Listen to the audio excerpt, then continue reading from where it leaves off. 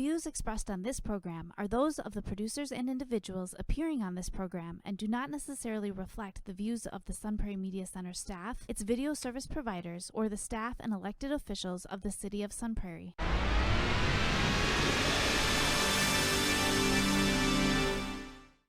Hello and welcome to Real Reviews.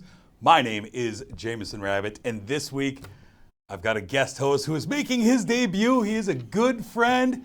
His name is Mr. Steve Sabatke. Hi, sir. How are you? Hey, thank you. Thanks for having me on the show. I can now check this off my bucket list. I'm going to take a second look at that bucket list if this is on there. I mean, it's not that ambitious of a bucket list. Right. But, you know, meeting you was on it. And doing the show. Don't inflate my ego. There you go. So, yeah, well, glad to be here. That's awesome. So we're going to talk about a bunch of movies this week, and I'm going to get us started with what we have on the marquee that's playing both in theaters and streaming. It's a film called In the Heights. It is the film adaptation of Lin Manuel Miranda's stage musical. He wrote it, and John M. Chu directed this. This film is a bit of a love story to the Washington Heights neighborhood in Upper Manhattan, and they kind of use that as a backdrop to tell some complicated love stories, and a blackout that will be coming is involved, and it's a story that is being told by our narrator, Uznavi, who is played by Anthony Ramos, who you're going to see a lot of people in here who you saw in Hamilton. A lot of crossover here. Uznavi is kind of our main guy, telling the story to a bunch of neighborhood kids about what makes Washington Heights and the people in it so special. We have a lot of various stories going on. We have Daniela, played by Daphne Rubin Vega, who owns a salon. She is deciding to move her neighborhood salon to the Bronx because of the rising rents and what gentrification does to the neighborhood. You also have Uznavi dealing with some struggles of he might want to move back to the Dominican Republic, but he also has a possible relationship with a girl named Vanessa, played by Melissa Barrera. And then you have characters Benny, played by Corey Hawkins, and Nina Leslie Grace, who has returned back to the neighborhood. They have a burgeoning love story. There's so much going on, but more than anything, this is really a celebration of culture in a film that really embraces dreamers. I'm curious what you thought of In the Heights. Well, I didn't want to come onto the show and have the very first movie that I review. I didn't want to come on and just completely gush over it, although I really want to. You don't want to be that guy. I get it. But so I'm thinking after I saw it, the only criticism I could come up with is the music really didn't stick with me after it was over, after the movie was over. But that could be for a couple of reasons. You know, number one, I wasn't familiar at all with the Broadway musical.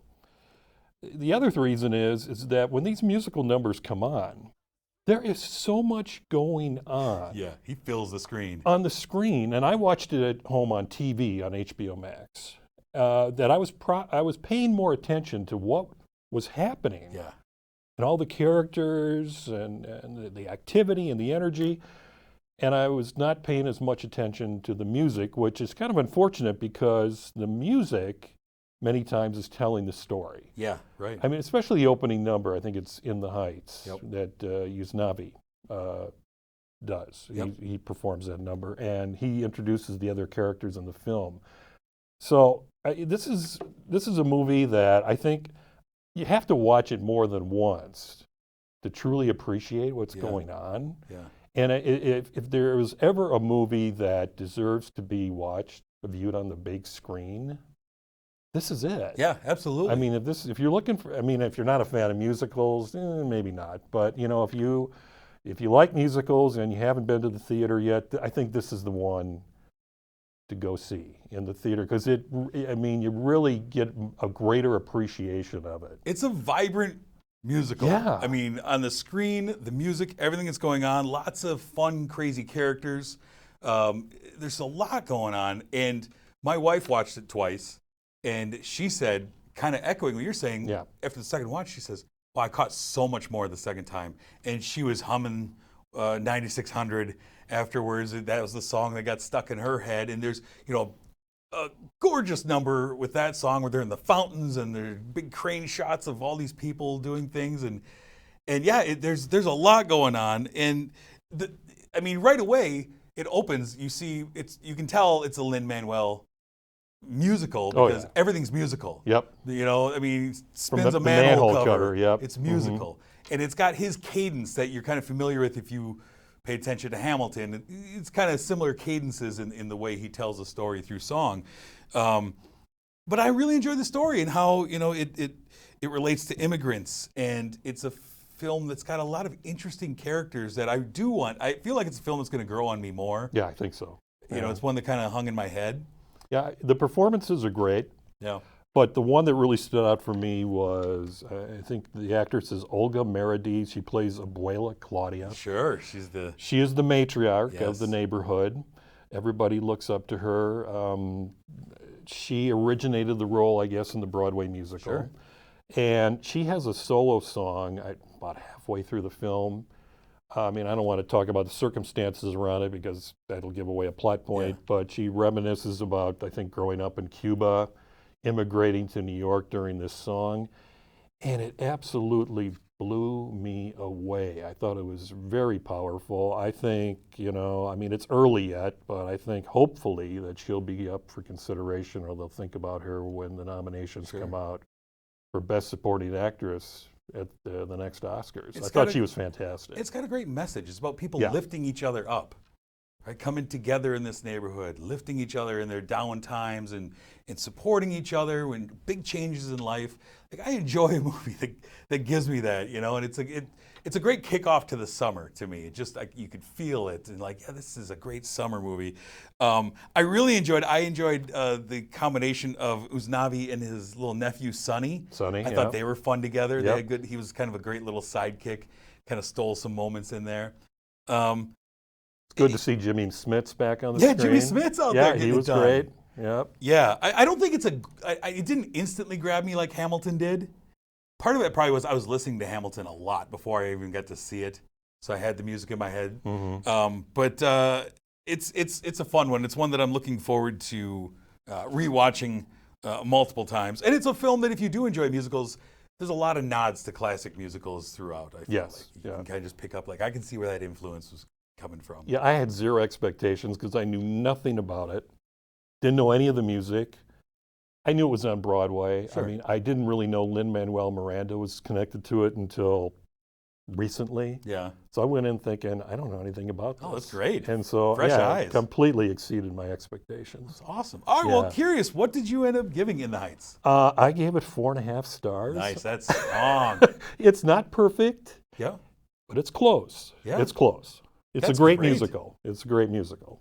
Yeah, I agree with you. I really enjoy it. I'm kind of hit and miss on musicals. When I love them, I love them. When they don't hit for me, I have no interest in them. But this one worked for me. I ended up giving it 4 out of 5 stars. It's a film that I highly recommend. Both of us highly recommend you check out. And we said it's in theaters, which is a great way to see it. It's also streaming on HBO Max if you're interested in seeing it that way. But we both highly recommend In the Heights.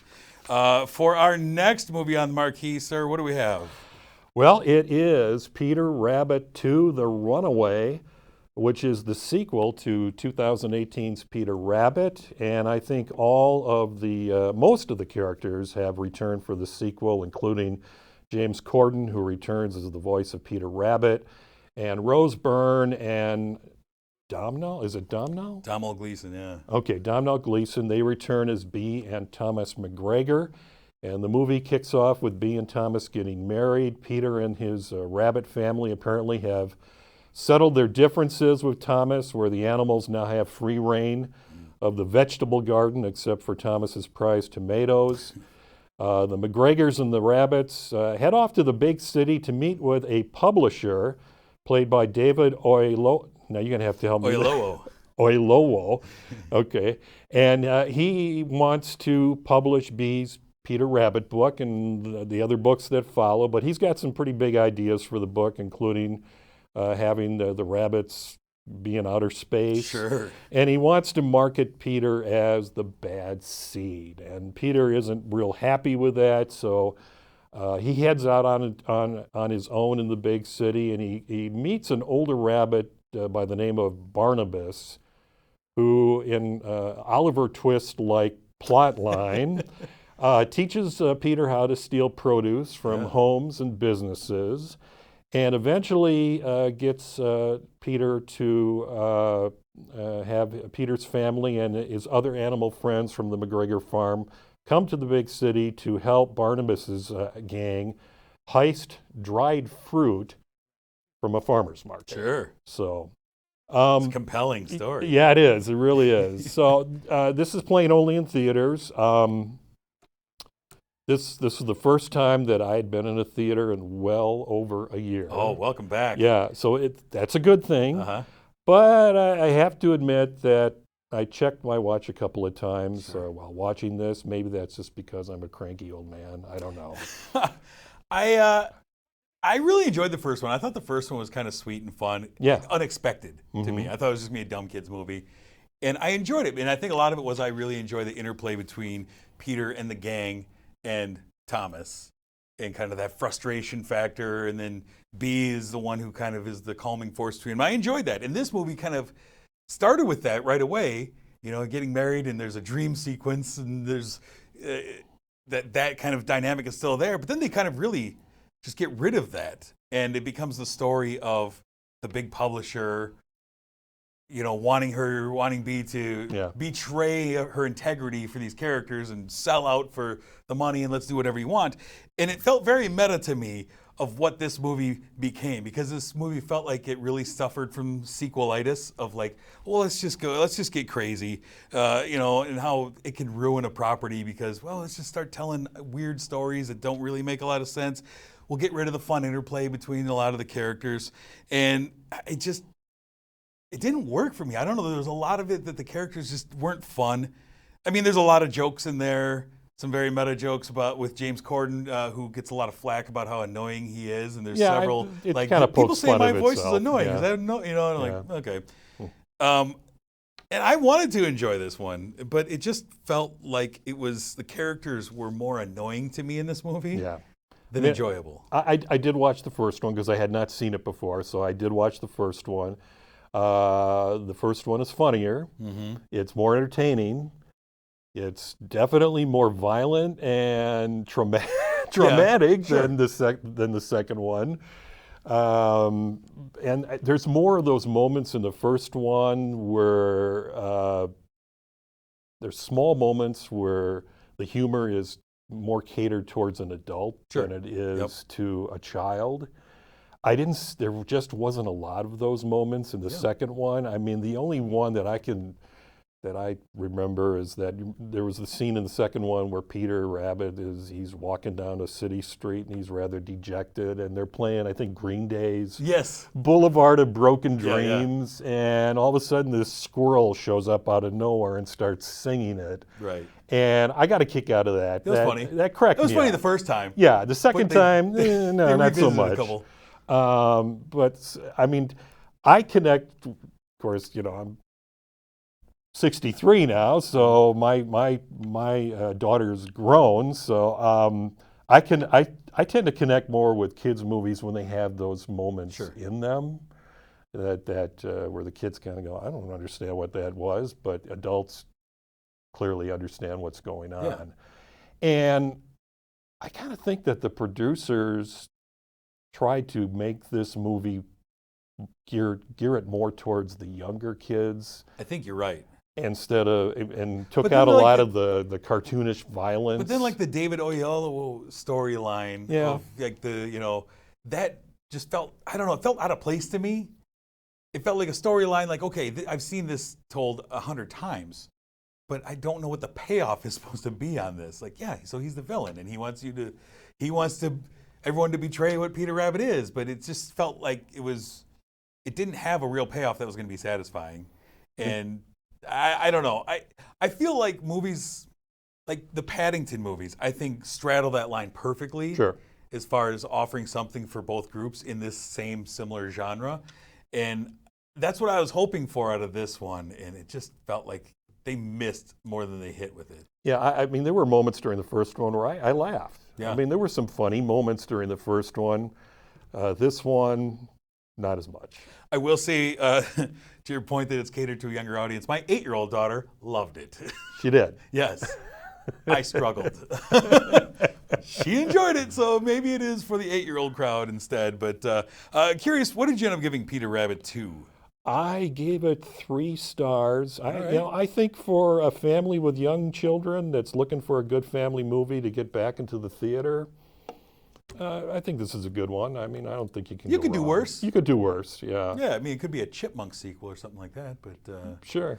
yeah, I think I ended up giving it 2 stars. Oh, wow. I was a little bummed. I think some of that might be expectations versus delivery.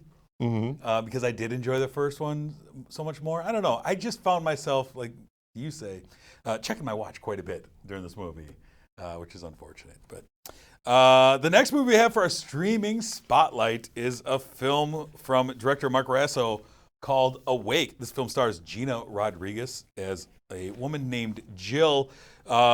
We start off basically a disastrous global event has knocked out all electronics and also mysteriously eliminates people's ability to sleep.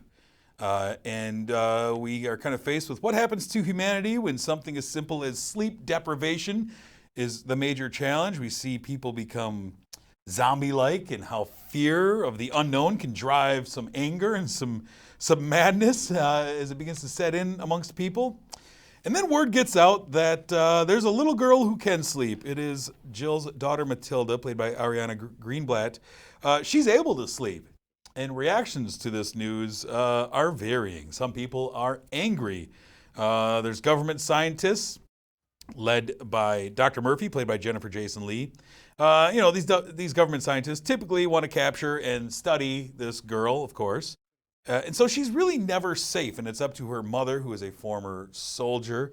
It's up to her to protect her and her brother, Noah, played by Lucius Hoyas. But of course, Jill isn't immune to the effects of this either. She also is unable to sleep. And she's trying to protect her family. She's as I said, former member of the military and also worked with Dr. Murphy, so she knows better than to just let her have her daughter, because she knows nothing good can come of this. And it's a movie that I felt was an interesting premise from the outset. I thought that, kind of like Christopher Nolan's Insomnia years ago, of like, okay, so let's see what sleep deprivation does to you. Unfortunately, I don't think it fully delivered on what it wanted to. I think that Gina Rodriguez, I didn't believe her she's supposed to be a badass. Yeah. I didn't buy any of that. I was left with so many open-ended questions where this thing was going. Oh, I have so many questions. Yeah? I mean, did it look to you like everybody was going into a panic and into hysteria like the day after the minutes event? into it felt like, yeah. So the first question is, how do people know that everybody else in the world If you can't transmit anything to anyone? is suffering from this problem, Right. that you can't sleep? Exactly. All right? Because there's no electronics. It was like one day had passed, Yeah. and everybody's freaking out over this. Number 2 is, I know there's been a few days that I've gone through without a lot of sleep.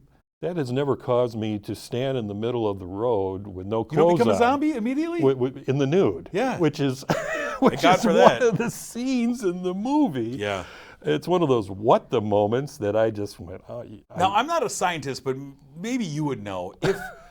If there was just no electricity on Earth, would satellites just fall out of the sky immediately? Is that how? I don't understand how the orbit of satellites works, but I don't know that they would just immediately just drop out of the sky. Yeah, and why do some cars work and others don't? Don't know. I don't know. And I know we can't talk about the ending, but I disliked it. Yeah. And I thought, and why is it that with these apocalyptic end of the world movies, you got a single parent with a couple of kids that are trying to survive, and the oldest kid is not a real big fan of the parent. That did not feel. Their it's dynamic like Tom did not Cruise with War of the Worlds, exactly. right? Yeah. Yes. So. And that one just didn't feel genuine to me. The reasoning behind it, the rationale behind that, there was just, it felt like so many things were poorly explained and just kind of lazily done in this movie. And like, don't worry, we'll have an explanation at the end that no one would really care about, because it doesn't make a lot of sense. No. And I think Jennifer Jason Leigh, she's really wasted. Oh, absolutely. I was expecting her, I mean, she's a big name. Oh, yeah. I was expecting her to have much more of a meaty part in this, and that could have been anyone. Like I said at the top, I think it was an interesting premise, but I think you could have gone one of two ways instead. Either make this a way to just go like full-blown zombie movie into this, Sure. the sleep deprivation. Because I think that Mark Russo had an interesting idea of showing how mankind can devolve into their base instincts with this sleep deprivation, but it's all happened so quickly. Yeah, I mean, it's only 90 minutes long. I mean, Yeah. they cram all this stuff into 90 minutes. So I think and you either it feels unfinished. Go full zombie movie, or go something like a really interesting sci-fi movie. Like, I don't know if you saw Annihilation a couple years ago. No, I did not. Which was a tremendous sci-fi movie that this felt like it was like a Q version of it, but like one of the way or the other. But it felt like he wasn't quite sure where he wanted to go with the next step in this film, and you could feel it. Well, I can also feel a sequel because of the ending, the way it ended, the way it did. So I do not. I hope that's not, gonna but happen. you never know. And just a lot of weird characters. So Barry Pepper shows up as a pastor. That Yeah. whole thing, like, just felt thrown in there. I don't know. And then you got the escaped convict with a heart of gold. Of course. Just so much going on. None of it mattered. Curious what you end up giving Awake. I gave it 2 out of 5.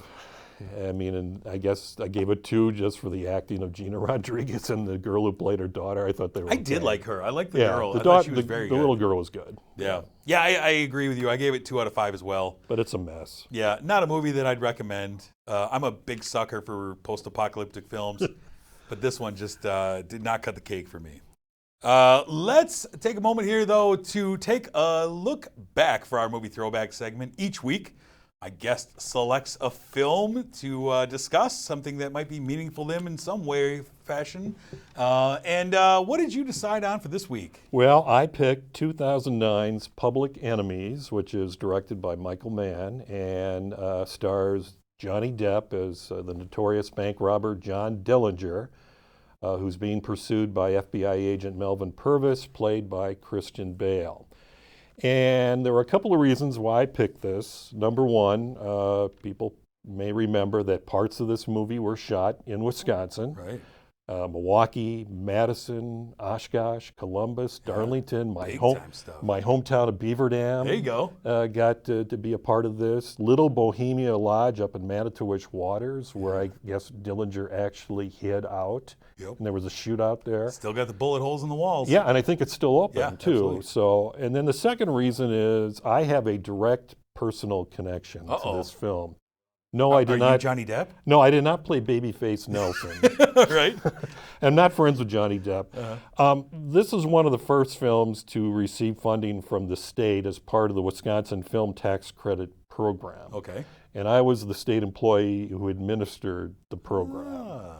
And it was, I don't think I've ever talked about it until now. So you're getting a scoop here. I like this. You heard it here first.